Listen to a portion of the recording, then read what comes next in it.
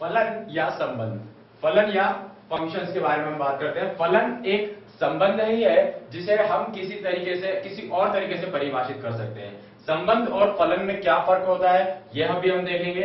सबसे पहली बात है कि फलन की जानकारी होने के लिए हमें संबंधों के बारे में एक बहुत अच्छी सी जानकारी होनी चाहिए। अगर हमें संबंधों के बारे में सब कुछ पता है तो फिर हम फलन की तरफ जा सकते हैं, क्योंकि फलन भी एक प्रकार का संबंध है। अब देखते हैं कि फलन क्या होता है, फलन को किस प्रकार से हम परिभाषित कर सकते हैं।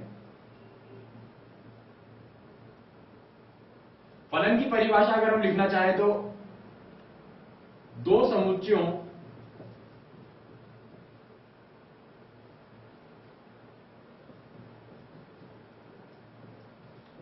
ए व बी के बीच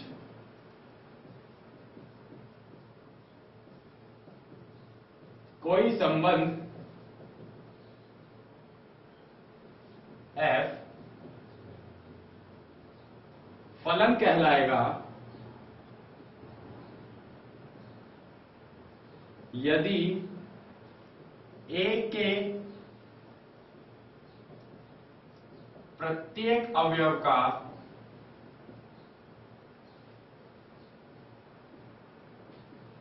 केवल एक प्रतिबिंब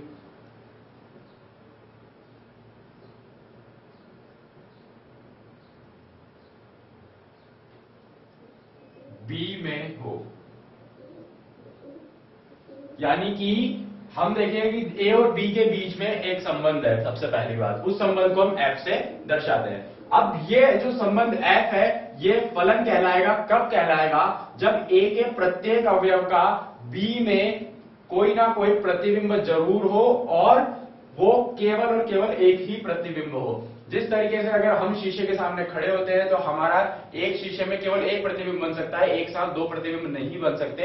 उसी तरीके से फलन की परिभाषा ये होगी कि एक अवयव जो है उसका B में केवल एक प्रतिबिंब होगा, दो प्रतिबिंब नहीं हो सकते, और A के प्रत्येक अवयव का प्रतिबिंब B में होना जरूरी है। एक बार हम ग्राफ के द्वारा ये सब उदाहरण लेते हैं, एक चित्र के द्वारा हम देखते हैं और उसमें हम देखेंगे कि कौन कौन से इसमें फलन है और कौन से नहीं है।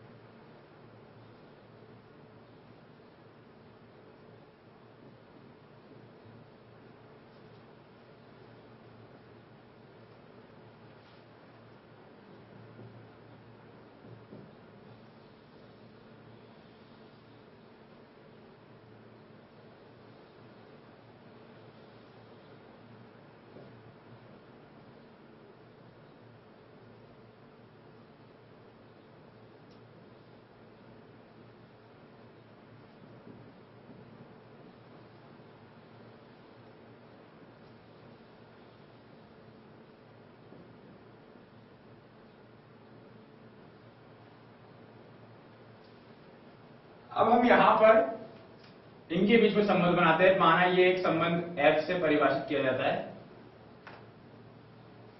यहां एक का संबंध है A से, दो का B से, चार का C से। यहां एक का A से, दो का भी A से, तीन का B से, चार का C से। यहां पर एक का A से, दो का A से, यहां एक बार इस दो का हम संबंध बनाते हैं B से। यहां एक का हमने A से बनाया, दो का A से बनाया, तीन का B से बनाते हैं और चार का बना देते हैं C से। अब एक का A से, एक का B से, दो का C से, तीन का D से और चार का भी D से। अब हमें इनमें बात करनी है कि फलन कौन सा है और संबंध कौन से है। संबंध ये चारों होंगे। अब हमें देखना ही है कि इन चारों संबंधों में से फलन कौन कौन से हैं और कौन से फलन नहीं है। ये सभी फलन f के द्वारा परिभाषित किए गए हैं।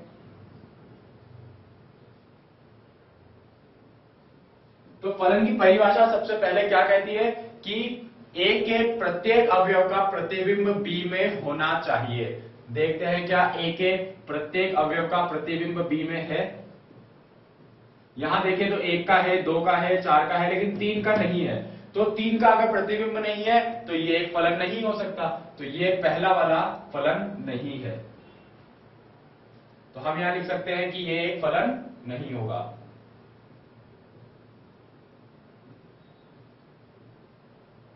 क्यों नहीं है?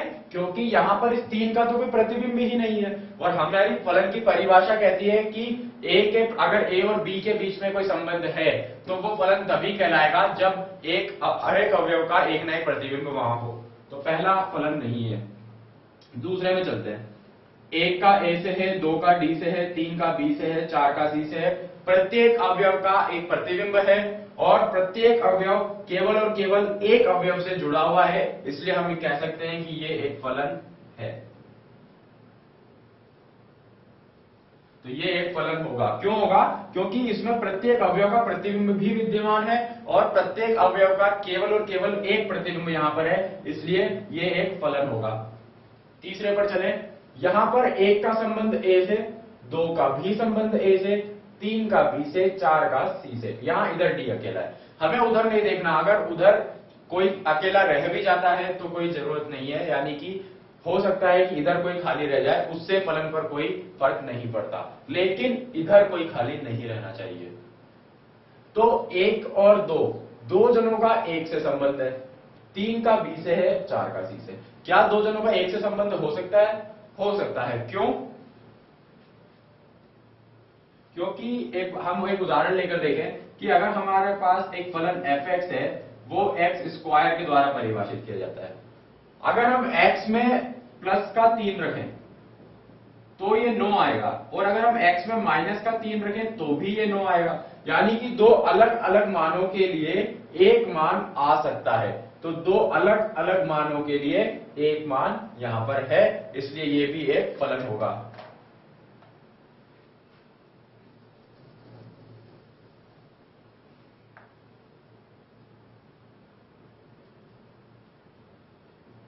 ये एक फलन है क्योंकि इसमें प्रत्येक अवयव का कोई ना कोई प्रतिबिंब विद्यमान है और इसमें 2 का एक प्रतिबिंब हो उससे कोई फर्क नहीं पड़ता, 2 का एक प्रतिबिंब हो सकता है।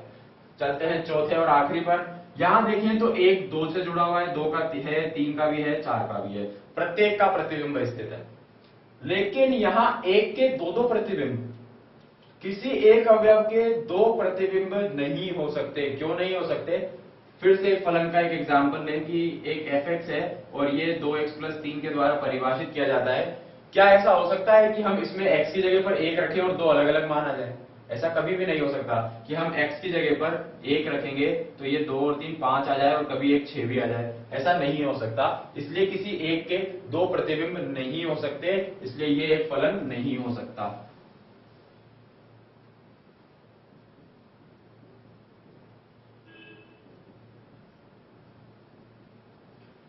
तो एक बार फिर देखते हैं कि यह पहला फलन क्यों नहीं है, क्योंकि इसमें इस 3 का कोई प्रतिबिंब स्थित नहीं है। अगर पहले सेट में से किसी का प्रतिबिंब दूसरे सेट में नहीं हो तो हम कह सकते हैं कि यह फलन नहीं होगा।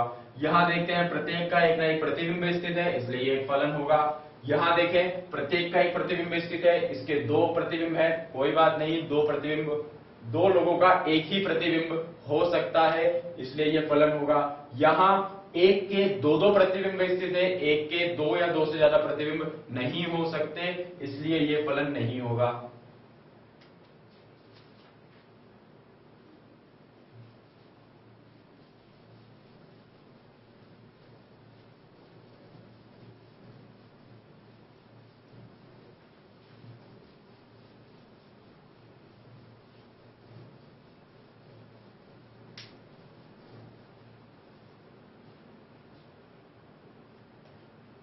तो अब बात करते हैं कि किसी भी फलन का प्रांत सहप्रांत और परिसर क्या होगा।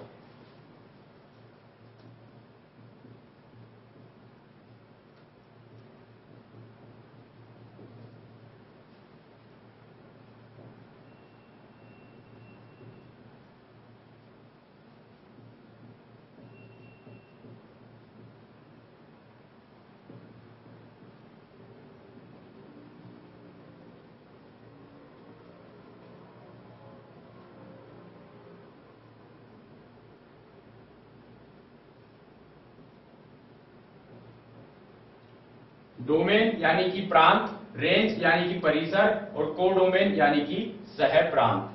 तो इनका मान हम देखते हैं कि ये क्या क्या हो सकते हैं किसी भी फलन के लिए। फिर बनाते हैं एक ग्राफ।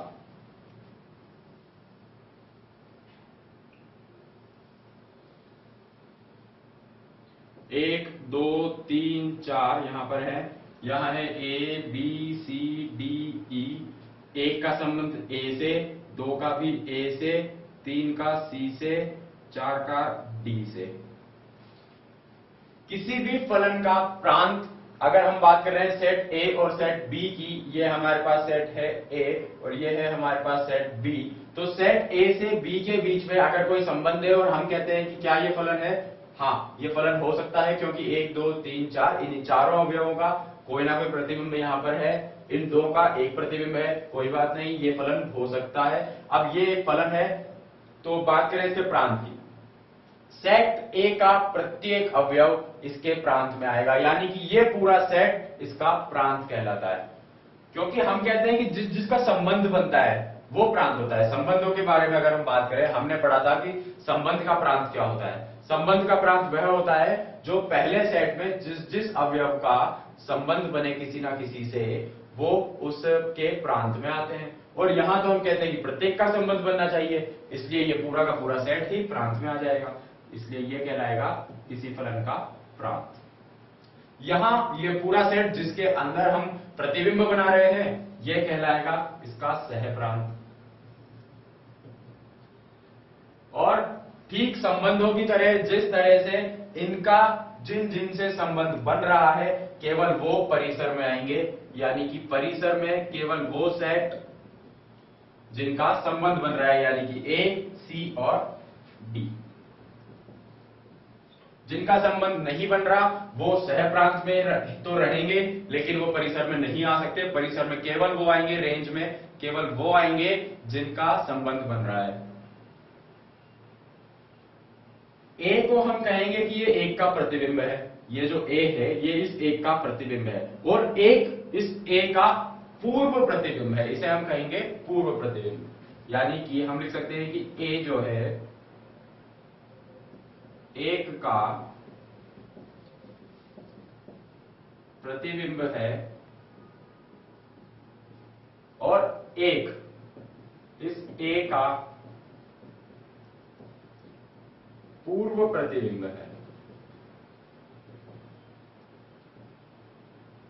जिसे हम कहते हैं इमेज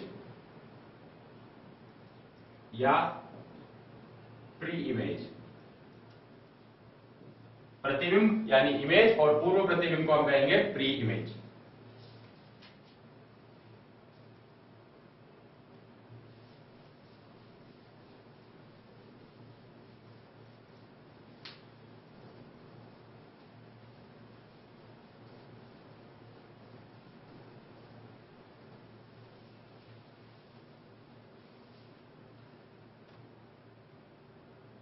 हम एक उदाहरण से देखते हैं इस बार संबंध के प्रांत, परिसर और इस सहप्रांत के बारे में कि एक ए हमें दिया गया है,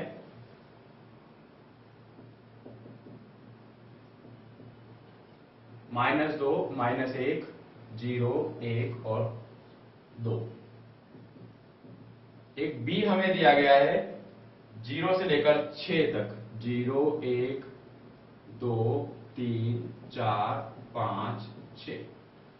ये ए और ये बी दो समुच्चय हमें दिए गए हैं, और ये कहता है कि फलन fx को x² के द्वारा परिभाषित किया जाता है।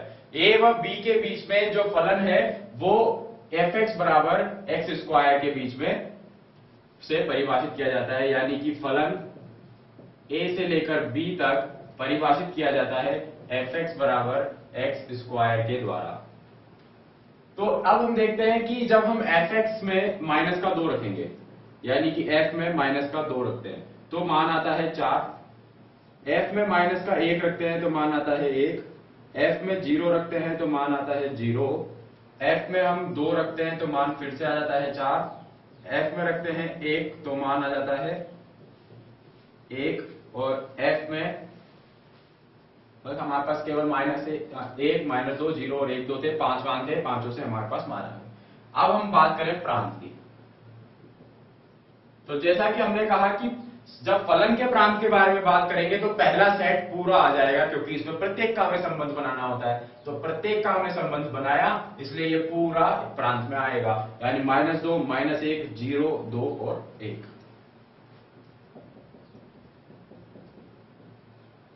बात करें सह प्रांत की,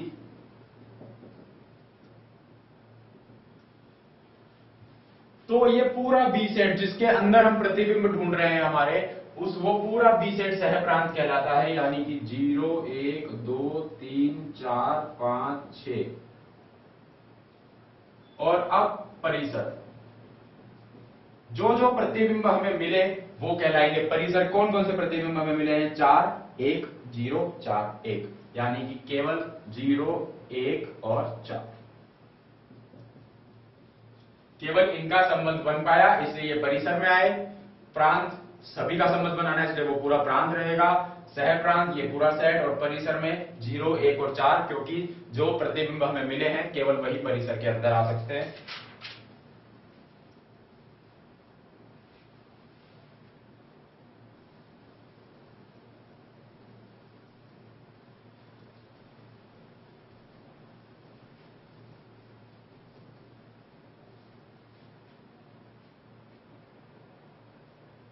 अगला उदाहरण है, यह कहता है कि हमारे पास सेट ए कुछ इस तरीके से दिया गया है, -2 -1 0 और 1 और 2।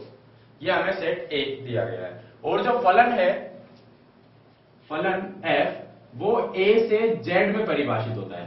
a सेट तो ये रहा, और z जो सेट है वो पूर्णांकों का सेट होता है। z हम जानते हैं कि ये पूर्ण निर्धारित पूर्णांकों का सेट है। और फलन fx को परिभाषित किया गया है,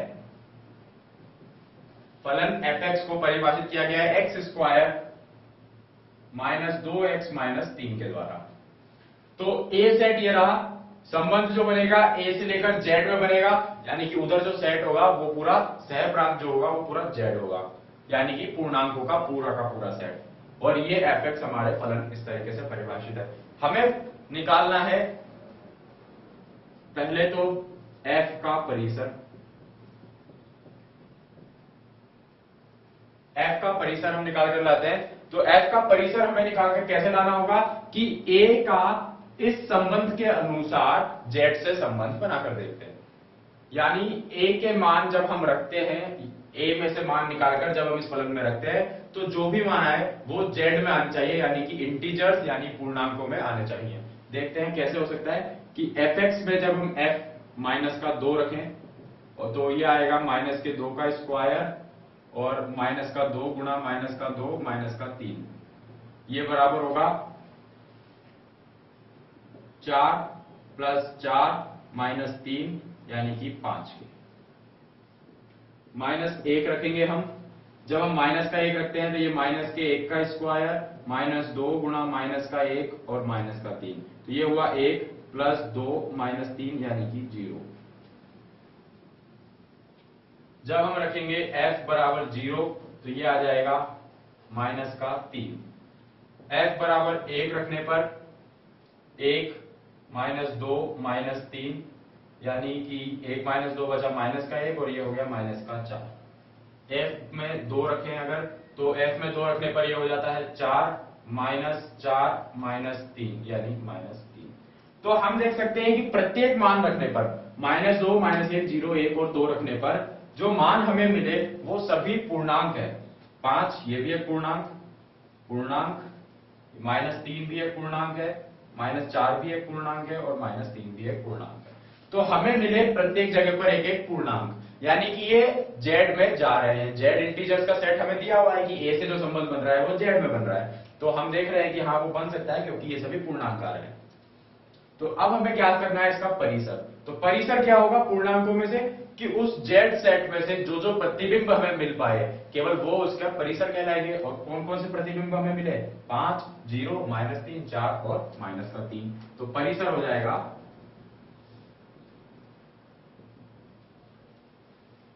5, 0, तो हम लिख लेते हैं यहां से लेते हैं -4, -3, 0 और 5।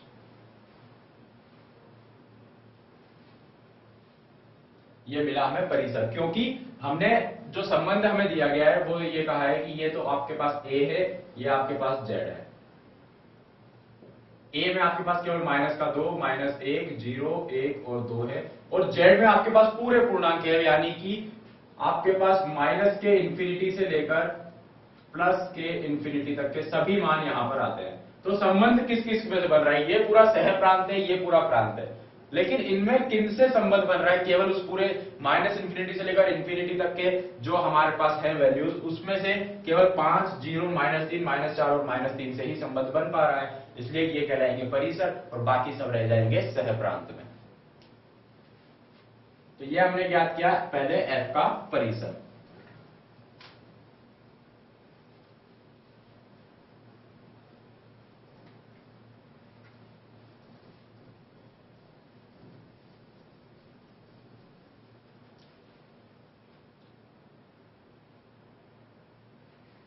अब ये कहता है कि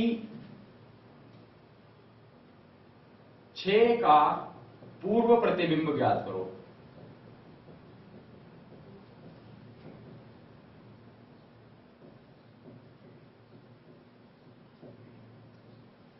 हमें ज्ञात करना है 6 का पूर्व प्रतिबिंब।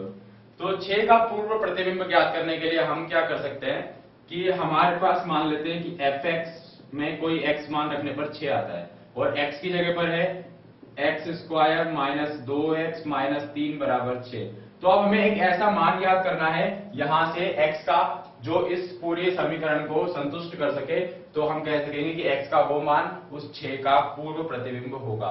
तो इसको अगर हम सॉल्व करें एक बार, तो ये एक द्विघाती समीकरण बनता है कि माइनस का x, ये x² -2x, इसको इधर लाते हैं -9 बराबर 0। अब हम इस द्विघाती समीकरण को सॉल्व करके x का मान ला सकते हैं, और वो x का मान आएगा 1 ± √10। ये आएगा x का 6 का पूर्व प्रतिबिंब। तो हमें क्या करना था? 6 का पूर्व प्रतिबिंब हमने माना कि x, कोई ना कोई x तो होगा ही उसका पूर्व प्रतिबिंब, तो हमने लिख दिया fx बराबर 6। x के लिए fx की जगह पर ये फलन दिया गया था, इसको सॉल्व किया तो x का मान आ गया। इस तरीके से हम पूर्व प्रतिबिंबों को ज्ञात कर सकते हैं।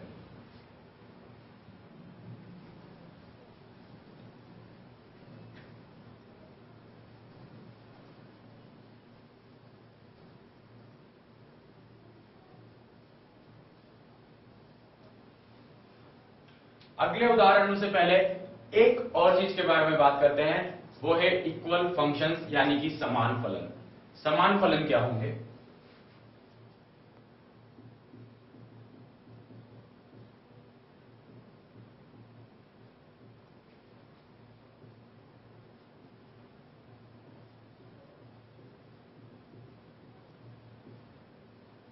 दो फलन fx और gx एक दूसरे के समान होंगे, एक दूसरे के बराबर होंगे, या कहें इक्वल होंगे। कब होंगे?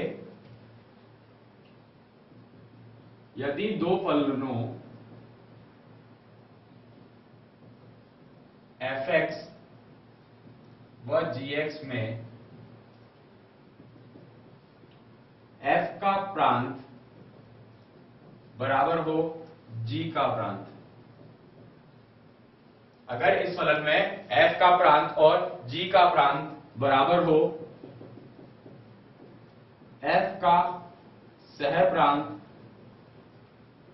और g का सह प्रांत ये भी बराबर हो, तो हम कह सकते हैं कि fx व gx समान फलन है।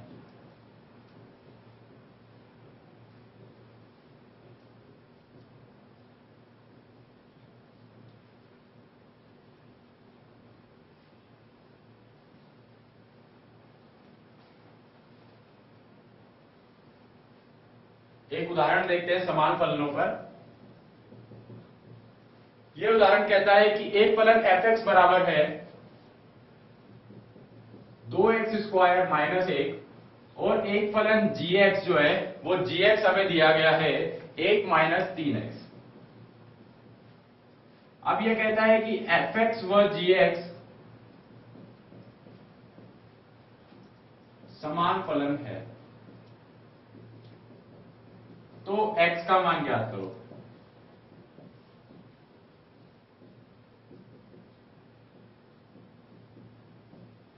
यह कह रहा है कि f(x) व gx दो समान फलन है, तो x का मान हमें ज्ञात करना है। वो कैसे कर सकते हैं हमने कहा अभी अभी कि अगर दो फलन समान होते हैं तो उनके प्रांत भी समान होते हैं, और ये जो फलन परिभाषा होती है फलन की, ये प्रांत को देती है, तो हम कह सकते हैं कि ये दोनों बराबर होंगे। अब चूंकि ये दोनों फलन बराबर हैं तो f(x) बराबर होगा gx के, यानी कि हम लिख सकते हैं कि 2x² माइनस का 1 बराबर होगा 1 माइनस 3x के। इससे हमें एक द्विघातीय समीकरण मिल सकता है प्लस का 3x और माइनस का 2 बराबर 0। अब इस द्विघातीय समीकरण को हम सॉल्व करेंगे, x का मान आ जाएगा।